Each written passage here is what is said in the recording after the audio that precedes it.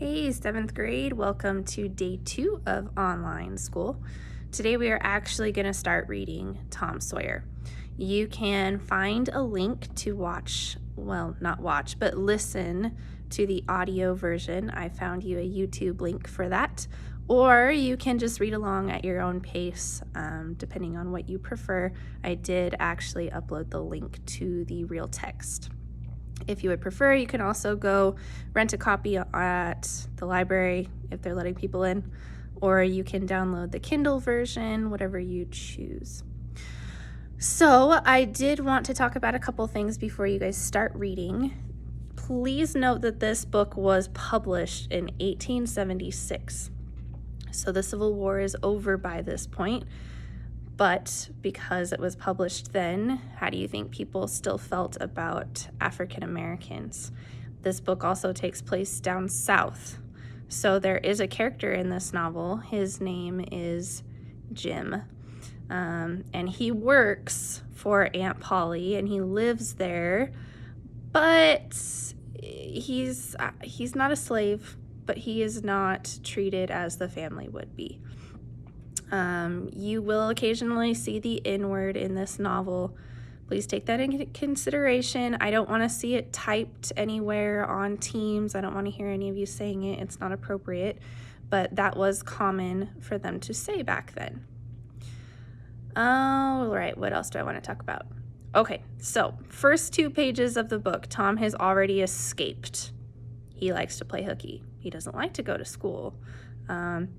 And he's pretty clever at getting out of it. So I want you guys to look for what trick Aunt Polly thinks is smart enough and clever enough to get him to not play hooky and go swimming. Obviously, that doesn't happen. And Sid kind of ruins it for Tom. Sid ruins it. And so now what do you think Tom thinks of his brother Sid? Also, why is Tom living with his aunt? I want you to think about that too. All right. At the end of this chapter, Tom runs into the new kid in town and he is rich. How dare he wear shoes? Back then, kids would have only worn shoes and dressed up really fancy for church on Sundays. Other than that, they would have been in overalls, barefoot, straw hat. So the fact that this kid shows up and he's in pantaloons and socks and shoes and he has a hat, Tom immediately hates the kid. No matter what he's like, he's gonna hate the kid just because he's rich. And he has this great phrase and he says, "I can lick you." Obviously that does not mean that he can actually lick him. He means he's gonna beat him up. And he does a lot of creative things to get this kid to push him over the edge until finally he gets the kid to pay him to beat him up.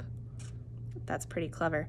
And if you want some of your own entertainment during this time, maybe run around your house yelling at your siblings that you're going to lick them. Maybe they'll think that you're actually going to lick them and practicing social distancing. Might be a good laugh. Have fun with that one. All right, so Tom gets in trouble, obviously again from his aunt, and he's forced to whitewash. Now, we watched the whitewashing clip yesterday. He only whitewashes a couple boards before he's smart enough to figure out how to trick all of his friends into doing it for him. So his first friend shows up after they chase off Jim, of course, to go get the water. His first friend shows up pretending to be a steamboat. Back in the day, steamboats were really cool if you lived on the Mississippi River. They got you from one place to the next. And the Mississippi River is not something you can just get on a boat and float across. It's over a mile wide in some locations. So a steamboat was kind of like a train for the river. You got from one town to the next. So this kid playing the steamboat was pretty normal back then for kids to make believe. If you ever get to go to Disneyland, they actually do have a steamboat that you can get on, and it'll take you to Mark Twain's Island, I guess when Disneyland opens again.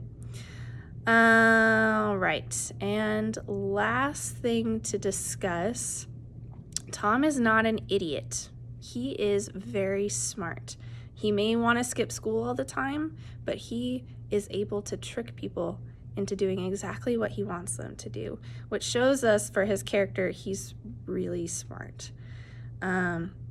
What harm might this cause him in the future? I want you to think about that. So think about all of these things today while you read. You have chapter notes that I'm wanting you to complete today. You should be noting down what the setting is for each chapter. You should note down who the main characters are of the chapter and what main task they accomplish in this chapter. There's going to be a lot of little ancillary characters that are going to be in each chapter. Don't worry about them, but you want to note down who the main characters are and what they accomplished during that chapter. On top of that, I want you to look for the theme of each chapter, not the theme of the entire novel, just the theme of the chapter. And then you should also find one very important quote for each chapter. This should be cited correctly in MLA format. You guys should have that memorized by now.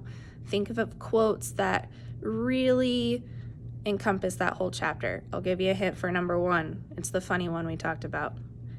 And then you have some vocabulary words that I want you to look at too.